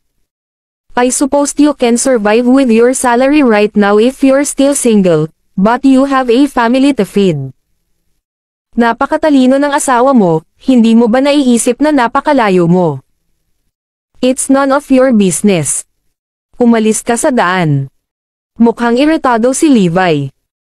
Sumunod na segundo, naglabas si Una ng isang stack ng cash mula sa kanyang pitaka at inihagis kay Levi. Sa akin na ang hapunan. At hindi nagtagal ay umalis na siya kasama ang kanyang katulong. Hindi makapaniwala si Levi nang mahulog sa harap niya ang salansan ng pera. Hinampas ba naman ako ng pera ng babaeng ito sa mukha? Ito ay ganap na nakakainsulto. Ang isang Diyos ay hindi kailanman tatawid. Yung Gonzales family, di ba? Sinusubukan ninyo ang aking pasensya. Tapos na ang iyong glory days. May malamig na kislap sa mga mata ni Levi. Tapos na ang pamilya Gonzales at ang Northampton Chamber of Commerce. Siguradong may death wish sila sa panggugulo sa akin. Hindi na maaaring maging mas masaya si Una matapos insultuhan si Levi. Nakita mo ba ang mukha niya noong hinampas mo siya ng pera, Ms. Gonzales? Tumawa si Jamie. Ha. Gamulong-gulong si Una sa mga pasilyo. Pag-uwi niya, ikinwento niya ang kwento ng pakikipagkite kay Levi sa pamilya Gonzales, na lahat ay nagpalakpakan, kasama na si Winston. Magaling. Okay, enough about this, putol ni Clint, ang pangalawang anak ng pamilya Gonzales. Tay, nalaman ko lang na ang dakilang doktor, si Benny Quinton, ay darating sa Northampton sa loob ng 3 araw. Ginoo. Si Quinton ay talagang pupunta sa Northampton. Malaki iyon. Napabuntong hininga si Winston, napatayo. Bumababa ang kalusugan ni Winston. Maraming beses na niyang inimbitahan si Benny sa Northampton ngunit tinanggihan pa rin. Hindi alintana kung magkano ang inaalok niya, bilyon man ito o higit pa, hindi kumikibo si Benny. Alam ng lahat na si Benny ay isang lalaking walang pakialam sa mga pamantayan sa lipunan. Siya ang simbolo ng katumpakan sa erodiya na higit na hinamak ang mga bigwig. Kahit gaano pa siya inalok na magpagamot ng isang pasyente, ang sagot niya ay palaging isang matatag na hindi. Maaari niyang gamutin ang mga ito, gayunpaman, sa kondisyon na sila ay nagparehistro sa ospital na kanyang pinagtrabahuan tulad ng ibang ordinaryong pasyente. Sa kanyang mga mata, ang mga pasyente ay mga pasyente lamang, at lahat sila ay dapat tretuhin ng pantay. Si Benny ay naninirahan sa Vermont at hindi kailanman umalis sa lungsod sa loob ng mga dekada. Kaya naman, laking gulat ni Winston nang malaman niyang pupunta talaga sa Northampton ang dakilang doktor. May nag-imbita ba kay Mr. Quinton? Tanong ni Winston. Binabugbog ako. Hindi ko maisip kung sino sa Northampton o maging ang buong erodiya ang makakapagpalabas kay Mr. Quinton sa kanyang shell. Siya ang Diyos ng erodiya. Gulat na sabi ni Clint. Namilog ang mga mata ni Winston at nagturo, Clint, anyayahan mo si Mr. Quinton pagdating ng panahon. Gusto kong i-host ang kanyang pananatili sa Northampton. Nakuha ko. Nakakakilig. Hindi ako makapaniwala na makikilala ko pareho ang Diyos ng digmaan at ang dakilang doktor ng erodiya. Inaabangan na ito ni Winston. Hindi lamang ang pamilya Gonzales, ngunit ang Northampton Chamber of Commerce ay naabisuhan din tungkol sa pagdating ni Benny sa Northampton makalipas ang 3 araw. Ang 4 na marangal na pamilya ng Northampton ay natural na nasa sabik na makilala ang mahusay na doktor na ito. Haha, sunduin natin siya sa airport makalipas ang 3 araw. Ang tagapagtanggol Kabanata 273. Hindi ako makapaniwala na makikilala natin ang 2 dakilang Diyos ni Herodia. Si Benny Quinten ay may walang kapantay na mga kasanayang medikal. Gusto kong makita niya kung ano ang mali sa akin. Sa partikular, ang Northampton Chamber of Commerce ay may malaking bahagi ng negosyong pharmaceutical sa Northampton. Ito ay magagarantiyahan ang reputasyon ng kanilang negosyo sa parmasyutiko kung sila ay may kakilala sa Benny. Sa maraming benepisyo na maaari nilang anihin, simple lang ang kanilang plano, kailangan nilang anyayahan si Mr. Quinten para sa tsaa sa Northampton Chamber of Commerce.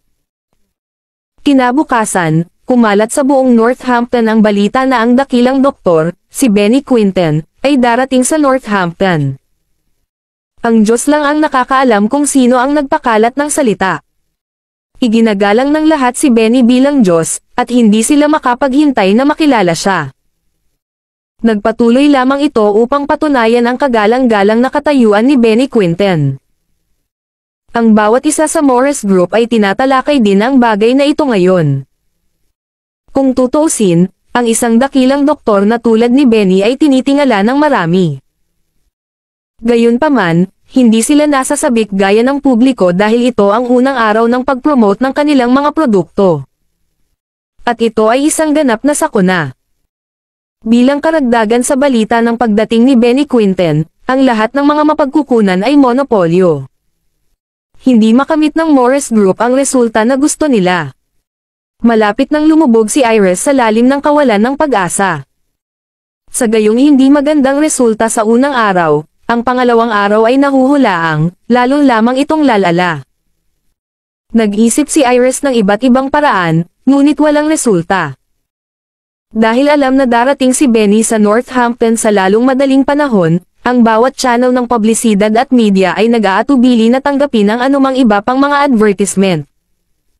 Inihanda ni Iris ang sarili para sa pinakamasama. Kung hindi nila maibenta ang kanilang mga produkto sa unang yugto, mawawalan sila ng hindi bababa sa 1.8 bilyon. How Iris wished to jump from a cliff. Siya ay bumalik mula sa ibang bansa upang isulong ang kanyang karera, ngunit nahaharap lamang sa isang nakakapangilabot na katotohanan pagkatapos niyang magsimulang makakita ng mga resulta. Paano niya haharapin si Mr. Atkinson at ang misteryosong amo? Mabuti na lang at 2 araw na hindi pumapasok si Levi sa opisina. Kung hindi, magdadagdag siya ng panggatong sa apoy. 2 araw na rin simula noong huling nakita ni Iris si Levi. Ngunit wala siyang balak na makita siyang muli maliban kung humingi ito ng tawad at magkaisa. Ang pinakaasam-asam na 3 araw ay dumating na. Gayunpaman, ito ay isang malupit at hindi mabata na araw para sa Morris Group dahil wala pa ring resulta sa 3 araw. Nagluluksa pa rin si Iris sa kanyang upuan para sa ilang milyong napunta sa drain nang hindi inaasahang dumating si Levi. Padalhan mo ako ng kotse. May sundo ako sa airport, sabi ni Levi. Ha? Sinong sinusundo mo? How dare you bumalik, Levi? Si Iris at ang iba pa ay walang pagsisikap na pigilan ang kanilang galit. Ipadala mo na lang sa amin ang pinakamagandang kotse na nakuha mo, Ms. Annabel. Sabay na kami ni Mr. Garrison, ngiti ni Isaiah. Dahil hindi siya nagawang tanggihan, ipinagpatuloy ni Iris ang pag-aayos para sa Lincoln limousine ng kumpanya na ipadala sila sa paliparan. Nakakaistorbo si Levi. Sino ba ang sinusundo niya sa airport? Nagalit ang mataas na pamamahala. Natural, ang susunduan ni Levi ay si Benny. Bagamat ang katayuan ni Benny ay hindi maihahambing sa kay Levi, siya ay isang lumang timer na hinangaan ni Levi. At dahil may pabor si Levi na hihilingin sa kanya, magalang na lang nakunin niya ng personal ang dakilang doktor. Pagdating nila sa airport, nagulat sila sa dami ng tao. Napakaraming tao. Bukod sa publiko, ang pamilya Gonzales, ang Northampton Chamber of Commerce, at marami pang ibang mayayamang pamilya ay nagtipon lahat sa paliparan. Maging si Winston ay naghihintay ng may pag-asa sa gitna ng karamihan. Nang dumating ang sasakyan ng Morris Group, nagkaroon ng hiyawan. Hahaha, pati Morris Group andito para imbitahan si Mr. Quintin. Hindi pwede, ngumisi si Eric. Ang tagapagtanggol Kabanata 274. Lahat ay hindi pinapansin ang pagdating ng Morris Group, dahil napakaraming maimpluwensyang tao ang naruroon. Sa kanilang opinyon, walang ibang kwalipikadong kunin si Benny, kundi ang Northampton Chamber of Commerce at ang pinakamayamang tao, si Winston Gonzales. Ngunit narito muli, sino pa ang may kapangyarihang anyayahan si Benny sa Northampton mula sa Vermont? Naghihintay si Una sa gilid kasama si Winston nang masilayan niya sina Levi at Isaiah. Lolo, tingnan mo. Hindi ba si Levi Garrison iyon? Napatingin ang pamilya Gonzales. Anong ginagawa niya dito? Sinusubukan din ba niyang kunin si Mr. Quintin? Pagtataka ni Winston. Dad, sabi ni Clint. Si Levi ay isang taong walang pag-aalinlangan pagdating sa pagkamit ng kanyang mga layunin. Siguradong sinusubukan niyang samantalahin si Mr. Quintin. Ngumuso si Winston, nandito ako nakatayo. Hinding-hindi niya makukuha ang pagkakataong ito. Walang mas qualified kaysa sa akin. Totoo yan. Malamang sumama siya para sumakay, sabi ni Una. Sa pagkakataong iyon, nakita niya si Levi na naglalakad palapit sa kanila. Nataranta ang pamilya Gonzales, iniisip kung ano ang ginagawa niya.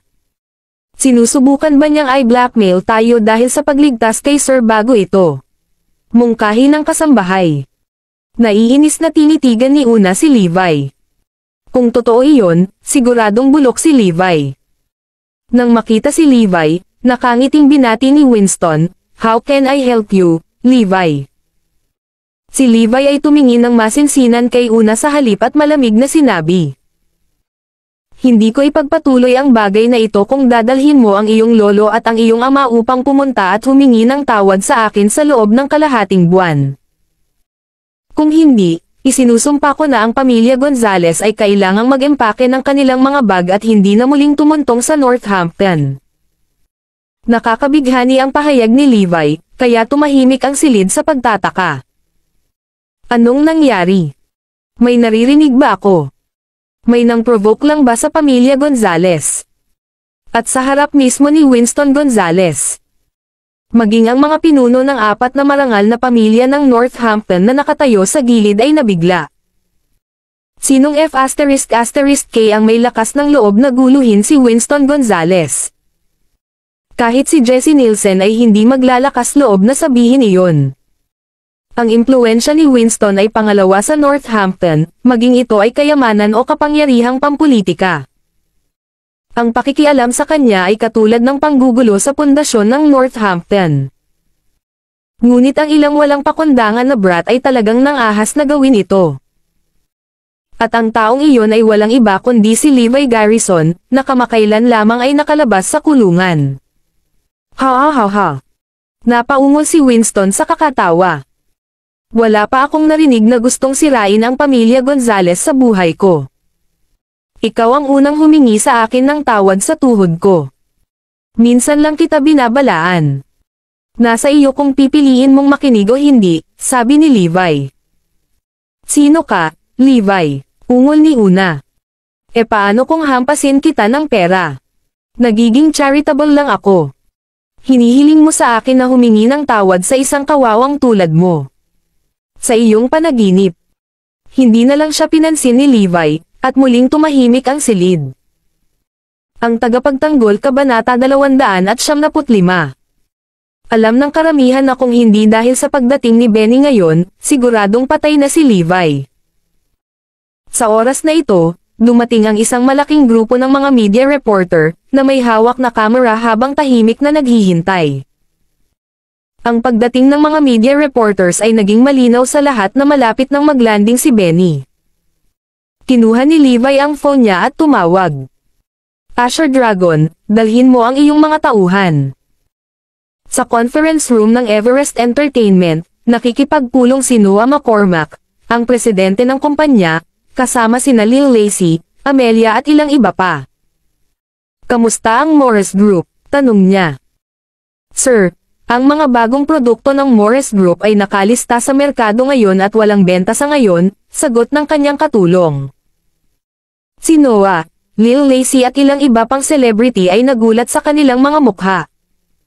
Walang benta? Tanong ni Lil Lacy. Hindi pwede. Sa kabila ng epekto, hindi ba masyadong marami ang zero sales? Tanong ni Amelia. Napangiti ang assistant ng presidente, sasabihin na ang Northampton Chamber of Commerce ay nagpataw din ng pressure sa kanila. Iyon ang dahilan kung bakit walang benta ang mga bagong produkto ng Morris Group. Sa gayon, si Lil Lacy ay nagpakita ng mapagmataas na mukha. Grupo ni Morris. Iyan ang makukuha mo sa panggugulo sa akin, Levi Garrison. Isinusumpa ko na ang buong Morris Group ay sasamahan ka. Sino ang maglalakas loob na bumili ng kanilang mga produkto ng walang publisidad at suporta ng Everest Entertainment? Ngumisi si Noah. Halos walang makakaalam tungkol sa kanila. Alam ko naman diba?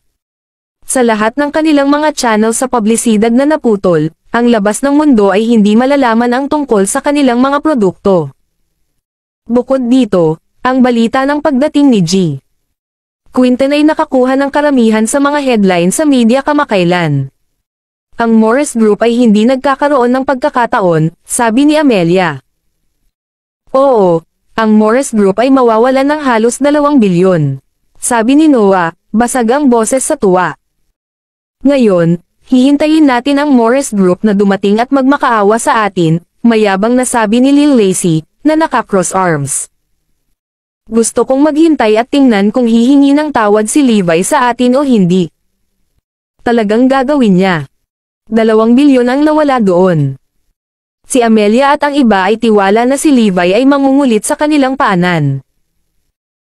Samantala, lahat ng tao sa Morris Group ay naging tahimik sa kanilang nakakapanlumo na mga benta pagkatapos mag-online ang mga produkto sa loob ng 2 oras. Para sa ilang kadahilanan, ang ilang mga kliyente na sumang-ayon na bumili ng kanilang mga produkto ay biglang nagbago ang kanilang isip sa pinakahuling minuto. Bumagsak si Iris sa kanyang upuan, namutla ang kanyang mukha. Anong kabiguan? Walang benta. Anong gagawin natin ngayon? Paano ko ito ipapaliwanag sa Big Boss? Tiyak na sinamantala ng ating mga katunggali para salakayin tayo, MS. Annabel. At saka, sa balita ng pagdating ni G. Quinten na nangingibabaw sa lahat ng media forums, walang magpapansin sa mga produkto natin, Georgia, her assistant, said. Sa totoo lang, may ibang paraan, sabi ni Justin, ang pinuno ng departamento ng marketing. Bakit hindi natin imbitahan si Mr. Quinten na tulungan tayo sa promosyon?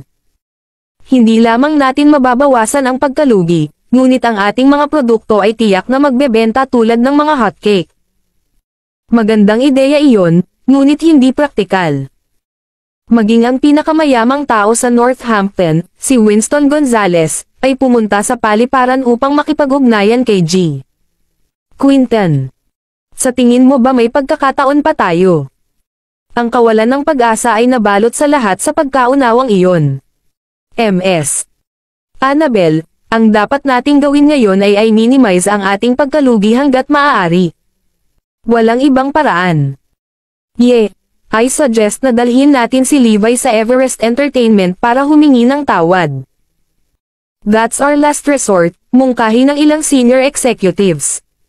Sige, walang magawa si Iris. Pupunta ako at kukunin siya.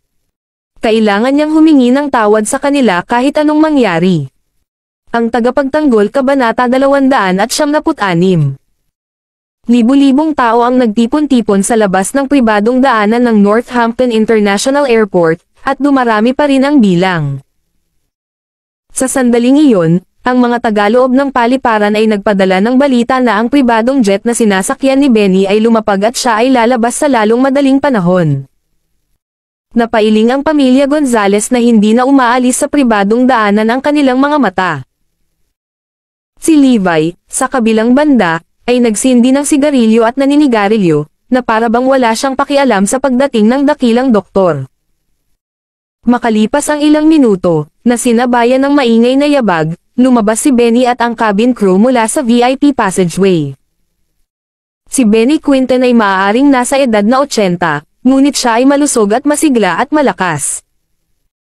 Hindi lamang siya ang nangungunang figure sa larangan ng medikal, ngunit siya rin ay athletic. Sanay siya sa basketball, swimming, sprinting at iba pang sports.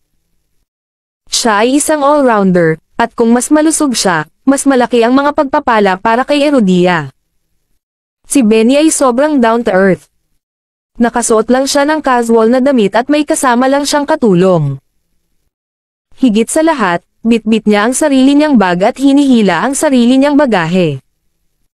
Maihahalin tulad kaya ito sa mga mayayabang na kilalang tao? Hindi. Siya ay isang pambansang kayamanan. Tinitingala ng buong bansa ang lalaking ito. Ang mga tao ay hindi maiwasang mamangha nang makita si Benny. Nice to meet you, Mr. Quinten. Ako si Winston Gonzales, isang lokal ng Northampton, na kilala rin bilang pinakamayamang tao ng Northampton. Natututo akong itaguyod ang iyong espiritu, G. Quinten at gusto kitang anyayahan ngayon sa aking abang tahanan para sa isang pagsasama-sama. Iniisip kong mag-ambag sa medikal na komunidad at gusto kong hingin ang iyong payo. Nalaglag ang panga ni Eric at ng iba sa pagsasalita ni Winston. Gaano siya katalino na anyayahan si Mr. Quinten sa pagkukunwari ng pag-aambag sa medikal na komunidad. Salamat sa iyong mabubuting salita, Ginoong Gonzales, nakangiting sabi ni Benny.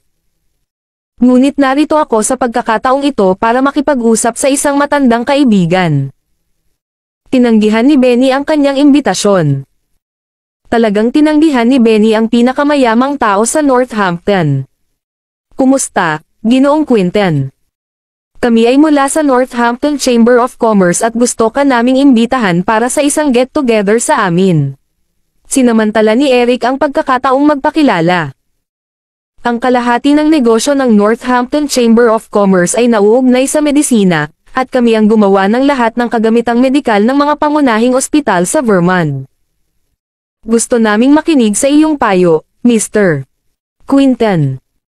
Salamat sa iyong kontribusyon sa medikal na komunidad sa Erodia, sagot ni Benny Nebrasco at lumagpas sa kanilang apat. Ang susunod na 10 o higit pang maimpluwensyang mga tao ay dumating upang imbitahan din si Benny, ngunit lahat sila ay tinanggihan. Namangha ang pamilya Gonzales. Kung gayon sino sa mundo ang nag-imbita kay Mr. Quinten sa Northampton? Sino itong matandang kaibigan na sinasabi niya? Nagpalitan ng mahiwagang sulyap ang misa, iniisip kung sino ang susando sa kanya.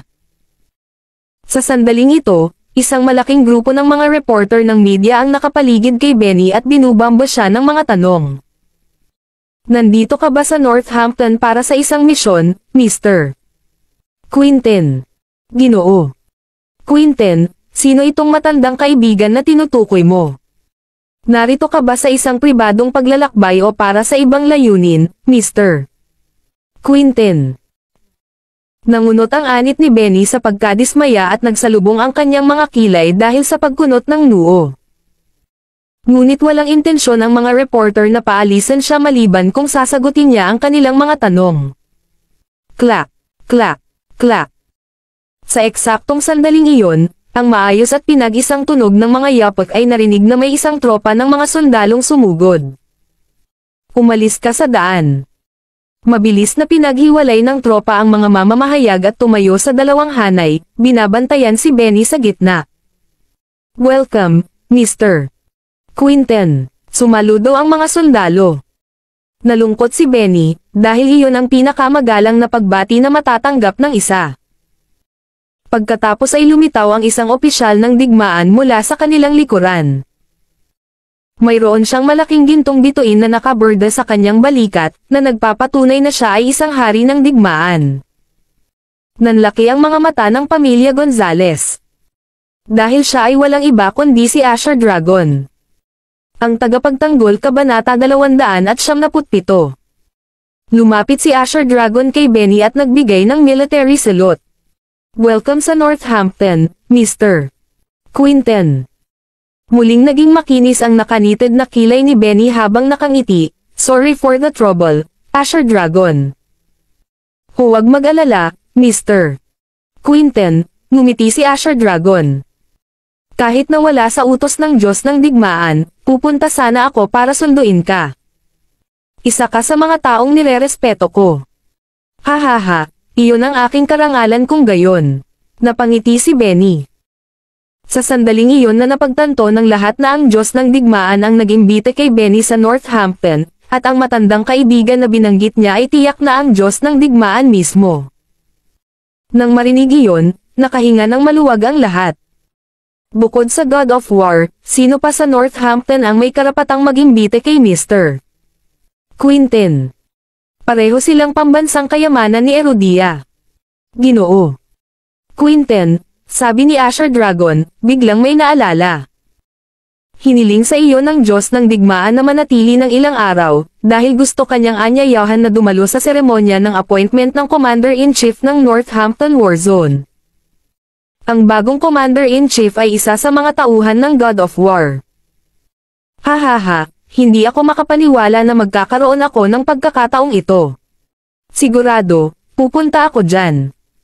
Si Winston, Eric at ang iba pa ay nasa sabik na marinig iyon. Nangangahulugan ba iyon na makakatagpo natin ang dalawang pinakadakilang Diyos ni Erudia sa seremonya ng paghirang? Sa sandaling iyon, binigyan ng Asher Dragon si Benny ng isang kindat, na pagkatapos ay tumingin sa isang tiyak na direksyon at agad na naunawaan ang kanyang kahulugan. Mamaya na kita aabutan, Asher Dragon. May isang lugar na kailangan kong puntahan. I don't want to keep them waiting, sabi ni Benny.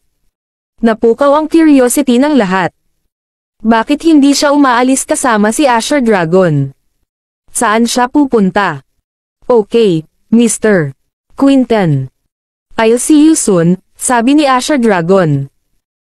Pagkatapos ay lumingon sa mga reporter ng media, nagbabala, maaari mong kunan ang lahat ng mga larawan na gusto mo at iulat ang tungkol dito. Ngunit huwag mong hayaang makaapekto ito kay Mr. Quinten o ikaw ay sorry dito. Ang mga salita ni Asher Dragon ay nagpalamig sa dugo ng mga reporter.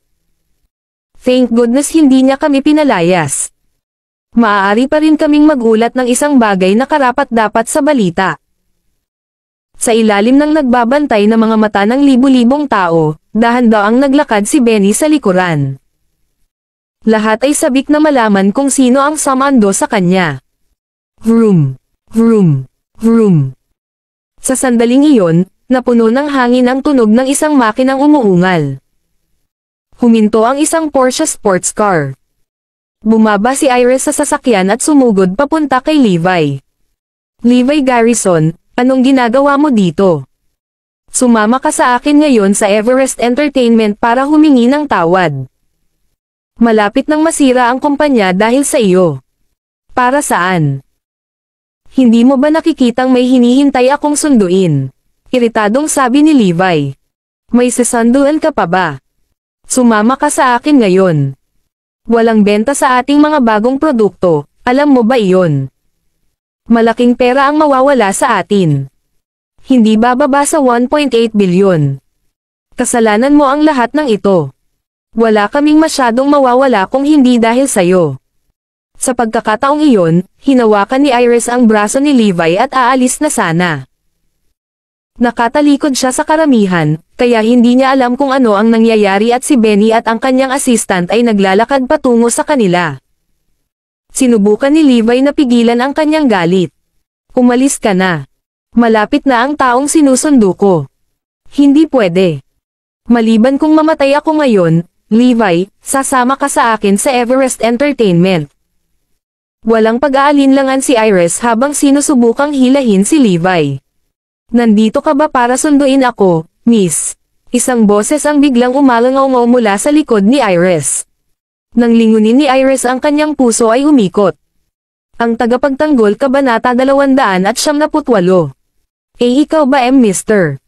Benny Quinten? Nauutol niyang sabi, nanginginig ang katawan. Dahil alam ng lahat sa Erodia ang kanyang kasikatan, nakikilala siya ni Iris sa isang sulyap. Oo, ako nga, nakangiting sabi ni Benny. Nandito ka ba para sunduin ako? Napansin ni Iris na maraming nakatingin sa kanya at maraming reporter ang kumukuha ng video. She faltered, nagkakamali ka, Mr. Quinten. Hindi ako nandito para sunduin ka. Sa katunayan, hiniling ni Iris na maibalik na lang siya sa Morris Group. Kaya niyang lutisin ang kanilang krisis sa kanyang presensya lamang. Pero paano niya gagawin iyon gayong wala naman siyang kinalaman kay Benny? Hindi ka ba taga Morris Group, Miss? Tanong ni Benny. Anong ibig niyang sabihin? Pupunta ba siya sa Morris Group? Napatingin si Levi sa kanya, pagkatapos ay sinabing, oo, nandito kami para sunduin ka, Mr. Quinten. Umalis na tayo. Binigyan ni Benny si Levi ng nakakaalam ng ngiti. Sa imbitasyon ni na Levi at Isaiah, sumakay siya sa Lincoln limousine. Pinanood ni Iris na may bilugan na mga mata habang si Benny, na malapit ng tumibok ng puso, ay pumasok sa kotse. Si Benny Quinten ba ang taong pinuntahan ni Levi? Diyos ko! Ang iba sa karamihan ay nagulat din gaya ni Iris. Sinong mag-aakala na ang Morris Group ang susando sa dakilang doktor? Kailangan nating pumunta sa Morris Group, dali. Bilisan mo at i-publish ang balita na ang layunin ni Mr. Quinten na pumunta sa Northampton ay upang makilala ang Diyos ng digmaan at bisitahin ang Morris Group. Nabaliw ang media habang sumusugod sila sa Morris Group. Bawat pahayagan publisher, media, website at forum ay walang oras sa pag-uulat na ito groundbreaking balita. Ang mga mata ng mundo ay nasa Morris Group na ngayon. Ang gayong hindi nasa salat na epekto sa publisidad ay hindi mabibili ng 10-10 bilyon. Ito ay hindi lamang hanggang sa umalis ang lahat ng mga reporter ng media ay nabawi ni Iris ang kanyang kalmado. Oo, kailangan kong pumunta sa Morris Group ngayon. Mabilis na nagmaneho si Iris sakay ng kanyang sports car. Ngunit hindi niya maiwasang magtaka. Paano nagawang imbitahin ni Levi si Mr. Quinten? Tama. Ito ang malaking boss. Kasama ni Isaiah si Levi, at siya talaga ang kanang kamay ng big boss. Hindi naglalako si Levi nang sabihin niyang hindi praktikal ang aming marketing efforts sa meeting. Alam niya na iimbitahan ng big boss si Mr. Quinten at iyon ang dahilan kung bakit siya naging walang ingat sa pagkakasala kay Lil Lacey at hindi humingi ng tawad sa kanila. Kaya iyon ang dahilan. Gaano katangi ang mahiwagang big boss na ito na imbitahan si Mr. Quinten sa Northampton. Nagbebenta kami ng mga medikal na kagamitan, at si Mr. Quinten ang pinakamahusay na ambasador at tagapagsalita. Bukod dito, ang aming mga produkto ay may pinakamataas na kalidad. Hindi nito masisira ang reputasyon ni Mr. Quinten. Mabilis na nagpaalam si Iris sa kumpanya para maghanda. Sa Lincoln limousine, nakipag-usap ng maayos si Levi kay Benny. Noon lang napagtanto ni Isaiah na ang kanyang amo ay matandang kaibigan ni Benny.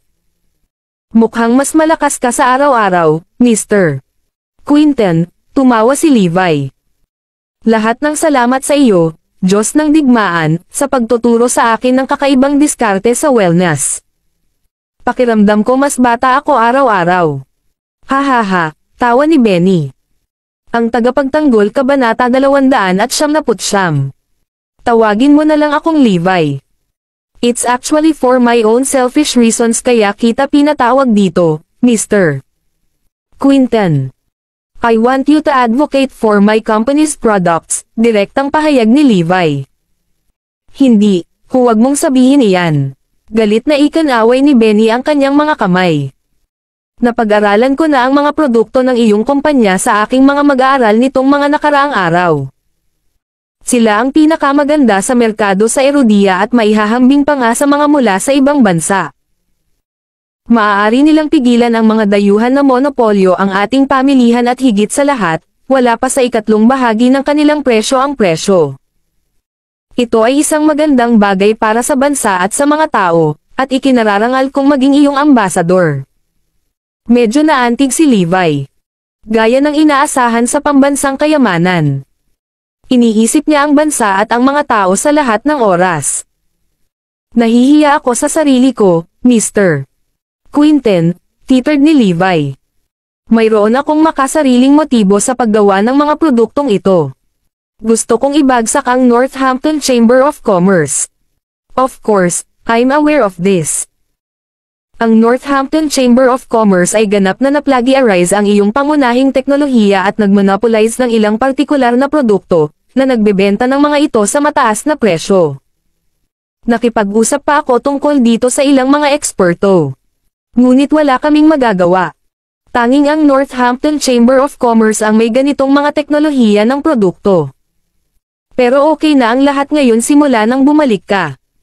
Ang mga produkto ay mas mahusay kaysa sa kanila at ang mga presyo ay mas mababa. Levi, ikaw ang inuuna ang bansa at ang mga tao, papuri ni Benny. Habang nagkukwentuhan sila ay nakarating na sila sa Morris Group. Ang mga empleyado ng Morris Group ay naghanda ng isang welcome ceremony. Maging ang mga mamamahayag ay naghihintay. Pagkababa ni Benny sa sasakyan ay pinalibutan na naman siya ng mga reporter na sabik na makapanayam. Hindi siya nagalit sa pagkakataong ito habang nakaharap siya sa camera. Maaari mo bang sabihin sa amin kung bakit ka nandito sa Morris Group, Mr. Quinten? Tanong ng isang reporter. Ngumiti si Benny, okay, I'll take this opportunity to announce that I will be the ambassador of Morris Group's medical product. Ang batch na ito ng bagong produkto ng Morris Group ay nasa merkado ngayon. Ako, si Benny Quinten, ay ginagarantiya sa aking reputasyon na ang mga produktong ito ang pinakamahusay sa merkado sa Erudia. At ang mga presyo ay ikatlong bahagi lamang ng parehong mga modelo sa merkado. Ang kapaligiran ay isang nagbabagang kaldero ng damdamin sa anunsyo ni Benny. Lahat ng tao sa Morris Group ay nabigla sa pagkakaroon ng pinakadakilang doktor ng bansa bilang kanilang ambasador matapos mawala si Lil Lacy. Inilabas ng media ang balita ng mabilis hanggat maaari. Nagbabagang balita. Isang nangungunang figure sa larangang medikal ang nag-e-endorso sa Morris Group. Tinalo ng mga medikal na kagamitan ng Morris Group ang kamay ng kanilang mga kakompetensya at nalampasan pa ang mga produkto sa ibang bansa. Sa pamamagitan lamang ng presyo ng gastos, ang mga produktong medikal ng Morris Group ay nagkakahalaga lamang ng 1/4 ng kanilang mga kakompetensya. Ang Northampton ay sumabog ng sabay-sabay habang ang lahat ng mga mata ay nakatuon sa produkto ng Morris Group. Naka-jackpot ang Morris Group. Samantala, sa Everest Entertainment, naiinip na si Lil Lacy sa paghihintay. Bakit wala pa siya? Pasensya na lang, sabi ni Amelia. Lumuhad siya sa harap natin saglit. Napangiti si Noah, na tumitingin sa dynamics ng merkado, nang makitang zero pa rin ang benta ng Morris Group. Walang mapupuntahan ang Morris Group kung wala ang mga artista mula sa aking kumpanya. Ngunit sa sandaling iyon, may ilang sekretarya na tumakbo sa takot, sumisigaw, masamang balita. Masamang balita. Anong mali? Bakit kayo nagpapanik? Pagmamaktol ni Lil Lacy. Tingnan mo ang iyong mga telepono, dali. Ang tagapagtanggol Kabanata 300. Mabilis na binuksan ni Noah, Lil Lacy at ang iba ang kanilang mga telepono at natakot nang makita ang balita. Ang dakilang doktor ay naging tagapagsalita ng mga produkto ng Morris Group. Titi ito. Namutla si Noah, nagyelo ang dugo ni Lil Lacy, at nalaglag ang panga ni Amelia. Noon ay biglang nagbago ang market dynamics sa laptop ni Noah, na nagpapakitang sold out na ang unang batch ng mga bagong produkto ng Morris Group. 1 bilyong order iyon. Ginoo. Quinten, MS. Annabel, nice to meet you, bati ng isang matipunong lalaki. Ako si Teddy Fords, ang may-ari ng Stardust Medical Equipment Corporation, at kabibili ko lang ng lahat ng unang batch ng mga produkto ng Morris Group. Natigilan si Iris. Bumili lang ba siya ng 1 bilyong halaga ng mga produkto sa isang hininga? Tumanggaw si Benny. Salamat sa iyong suporta. Maaari kong garantiya sa aking reputasyon na ito ang pinakamahusay na mga produkto na maaari mong makuha kailanman. Haha, huwag kang mag-alala, Mr. Quinten. Talagang mag-aambag ako sa medikal na komunidad. I'm planning to donate some of the products to hospitals in the rural areas, sabi ni Teddy. Nagkatinginan sina Levi at Benny. Iyon ang kinalabasan na gusto nilang makita. Sa puntong ito, ang mga telepono ng Iris at Morris Group ay sumasabog sa mga tawag pagkatapos ng mga tawag. Hello, MS. Annabel. Ako ay mula sa Sphinx Biopharmaceutical. Gusto kong mag-order ng 500 milyon. Hello, Morris Group ba ito? Ako ay mula sa Olympus Hospital Holding Company mula sa South City. Gusto naming gumawa ng 800 milyong order. Kumusta? Nagagalak akong makilala ka. Tumatawag ako mula sa Ministry of Health mula sa South City. Gusto naming mag-order ng 2 batch ng mga produkto ng iyong kumpanya. Natakot si Iris sa kanyang isip. Sa ilang sandali lang, nakatanggap na sila ng mahigit 100 order mula sa halos bawat bahagi ng Erodia. Ito ay humigit kumulang 70 hanggang 80 beses na higit sa bilang ng mga produkto na kanilang binalak na gawin. Kaya't ang mga order ng maraming kumpanya ay kailangang naka-schedule para sa susunod na taon, at ang ilang mga kumpanya ay nagbayad pa ng deposito. Walang nakakita sa pagdating nito. Pangunahing epekto ng reputasyon ni Benny, at iba't ibang salik tulad ng kalidad at presyo ng produkto, ang nag-ambag sa naturang resulta. Nawalan ng masabi si Iris at ang mga senior executive.